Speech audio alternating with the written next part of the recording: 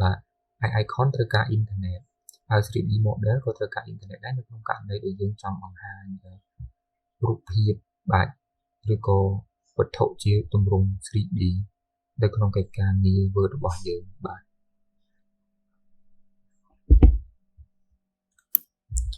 អញ្ចឹងយើងចូលមកនៅក្នុង insert របស់យើងបាទអញ្ចឹង icon គឺយើងត្រូវការ internet ដើម្បីភ្ជាប់ទៅរកប្រភេទ icon ដែលយើងអាចយកមកធ្វើការបាទរៀបចំនៅក្នុងកិច្ចការងាររបស់យើងដូចជាការធ្វើ CV បាទយើងត្រូវការដូចជាបាទកាបូបកាតាបឬក៏ប៊ិចខ្មៅដៃដែលមានរូបភាពស្អាតៗដែលយើងអាចជ្រើសរើសបានបាទយើងអាច search បានបាទឬក៏យើងអាចយក sticker បាទ illustration ផ្សេងយកមកប្រើការនៅក្នុងកិច្ចការងាររបស់យើងបានកាន់តែងាយស្រួលជាងផ្សេងយើងអត់មានទេយើងត្រូវការទៅ download ពីក្នុង internet browser ផ្ទាល់ហើយបាទយើងប្រើប្រាស់វិធីសាស្ត្របាទ insert picture បាទ 3D model គឺបាទយើងត្រូវការ internet ដូចគ្នាដើម្បីទៅរកប្រភេទ 3D បាទដូចជារូបផ្សេងយកមកដាក់នៅក្នុងគណៈកិច្ចការងាររបស់យើងឧទាហរណ៍បាទនៅរូបនេះហើយយើង select មកយើងចុច insert អញ្ចឹងយើងត្រូវការរងចាំនៅក្នុងការទាញយកបាទយើងនឹងទទួលបាន 3D បែបនេះបាទសម្រាប់ version យើងខ្លះគឺអាចនឹងពិបាកនៅក្នុងការយកទម្រង់ 3D នេះយកមកដាក់នៅក្នុងគណៈកិច្ចការងាររបស់យើងបាទអញ្ចឹងមើលទៅបាទដូចរូបផុសនៅលើអាកាសបាទ 3D យើងអាចសារ៉េបាទដូចចុចចាប់ពីលើត្រង់នេះមកបាទយើងអាចដាក់វានៅពីក្រៅអក្សរបានបែបនេះ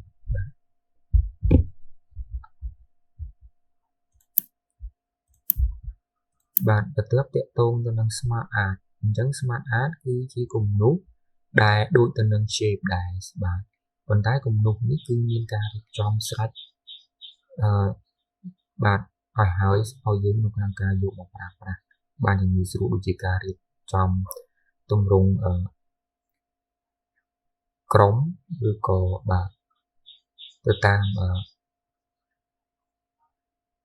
រចនាសម្ព័ន្ធរៀបចំក្រុមរចនាសម្ព័ន្ធផ្សេងដូចនៅតាមសាលាគឺយើងអាចប្រើប្រាស់ Smart Art តែម្ដងគឺលឿនបាទគឺរៀបចំឲ្យយើងស្រេចឲ្យស្អាតបើយើងត្រូវការរៀបចំឲ្យខ្លួនឯងគឺយើងត្រូវការប្រើប្រាស់ shape បាទហើយ chart គឺយើងសម្រាប់បង្ហាញនូវទិន្នន័យបាទជាទម្រង់បារជា pie បាទជា graphic បាទផ្សេងដែលយើងទាញចេញតម្លៃចេញពីតារាងដោយផ្ទាល់បាទអញ្ចឹងចំពោះ chart ចំពោះ Smart Art គឺយើងចុចនៅលើ Smart Art អញ្ចឹងនេះជាទម្រង់ Smart Art ដែលយើងអាចរើសបានបាទទៅតាមរចនាសម្ព័ន្ធដែលយើងត្រូវការបាទយើងអាចចុច select នៅលើទម្រង់ណាមួយហើយយើងចុច OK យើងនឹងទទួលបានបែបនេះបាទអញ្ចឹងយើងគ្រាន់តែបញ្ចូលតម្លៃឈ្មោះ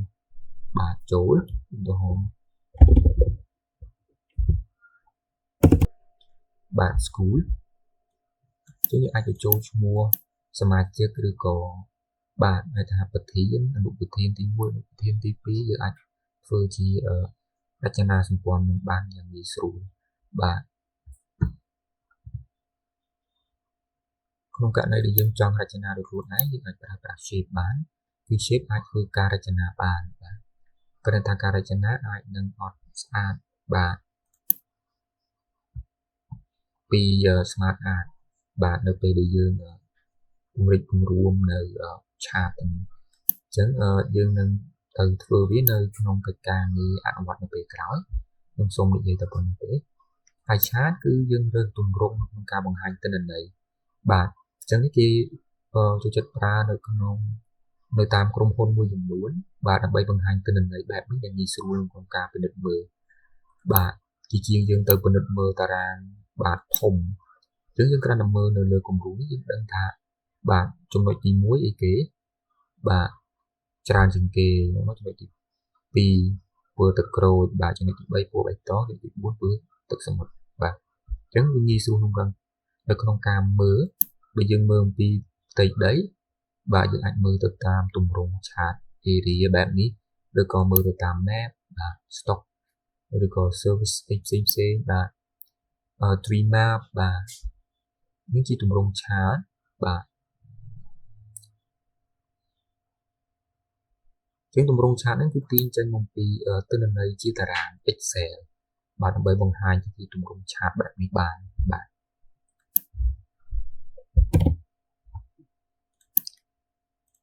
មេរៀនបន្ទាប់របស់យើងទាក់ទងទៅនឹង screenshot អញ្ចឹង screenshot នេះ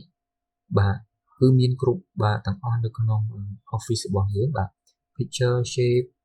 icon smart art chart នេះគឺមានគ្រប់ទាំងអស់នៅលើ version របស់ Office ក្នុងករណីខ្លះគឺមានតិចតួចបាទហាក់ឯគ្នាខ្លះអត់ខ្លះមានបាទប៉ុន្តែនិយាយភាគច្រើនជារួមគឺមានសឹងតែគ្រប់ Office ទាំងអស់បាទ screenshot គឺប្រើសម្រាប់ឲ្យយើងអាចថតចម្លងដោយផ្ទាល់នៅរូបភាពពីកម្មវិធីដែលយើងកំពុងតែបើកនៅលើកុំព្យូទ័ររបស់យើងនឹងដាក់ចូលទៅក្នុងកម្មវិធី Office របស់យើងឬក៏ឯកសាររបស់យើងបាទដោយផ្ទាល់តែម្ដងលឿនអញ្ចឹងឧទាហរណ៍បាទ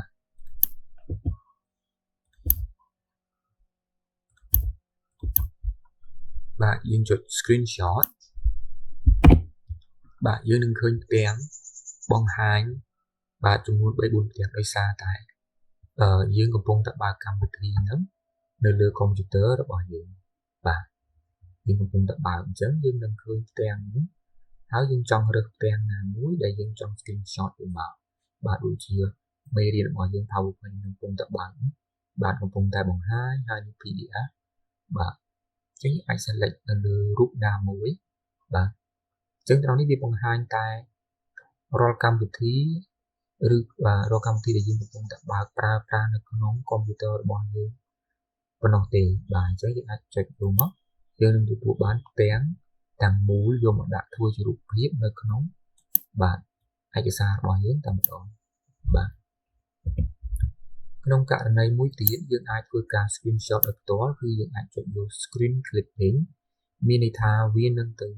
ធ្វើការ screenshot បាទឲ្យយើងធ្វើការ screenshot បែបនេះអញ្ចឹងផ្ទាំងរបស់យើងនឹងប្រែទៅជាបាទពណ៌បែបនេះបាទអញ្ចឹង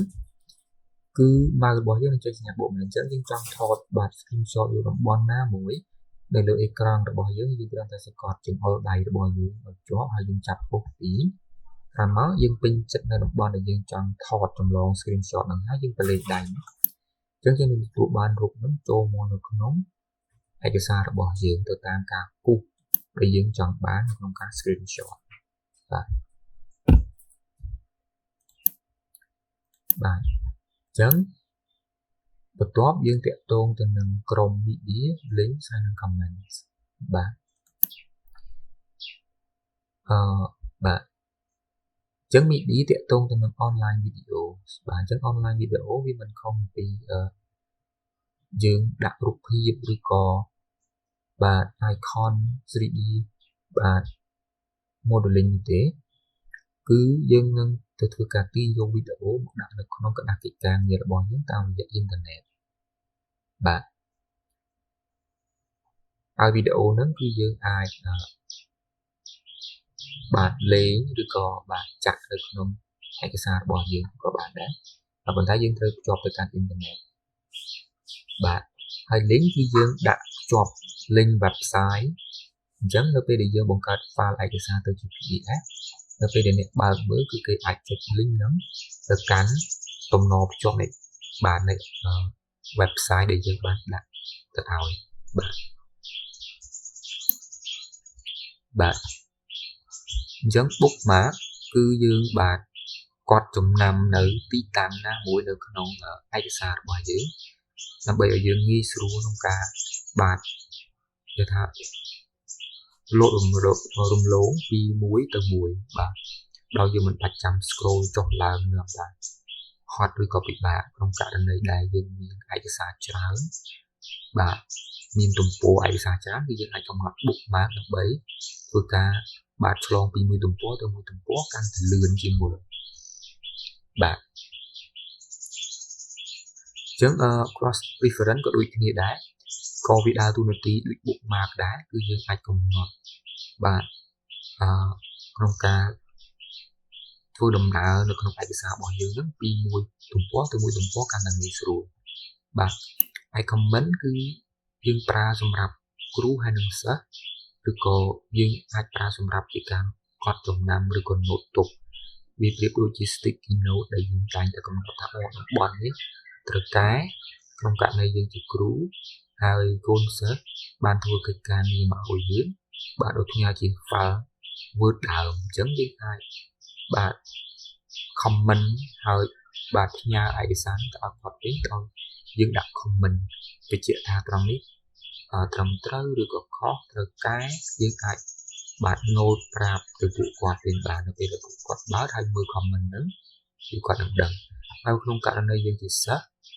យើងអាចបាទ note ឬក៏ comment ដើម្បីបាទជាការរំលឹកសម្រាប់ខ្លួនឯងឬក៏សម្រាប់បាទការសរសេររបាយការណ៍សារណាផ្សេងបាទមុនពេលដែលយើងផ្ញើទៅឲ្យគ្រូឬក៏ផ្ញើទៅឲ្យសមាជិកក្រុមគឺគេអាចមើលវានៅពេលក្រោយហើយធ្វើការកែប្រែបាទមុនពេលដែលសម្រាប់បញ្ចប់ចុងក្រោយបាទនៅក្នុងការបញ្ចប់កិច្ចការងាររបស់យើងនេះមួយបាទអញ្ចឹងយើងចូលទៅក្នុង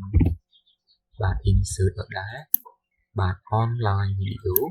បាទអញ្ចឹងយើងត្រូវការជាប់ទៅកាន់អ៊ីនធឺណិតដើម្បីស្វែងរកនៅវីដេអូទាំងអស់នោះវីដេអូទាំងអស់នោះគឺទាញចេញពី YouTube បាទ SlideShare បាទ Vimeo ហើយនិង TED បាទយើងអាច search ទៅតាមរយៈ link យើងអាច pass link មកបានបាទ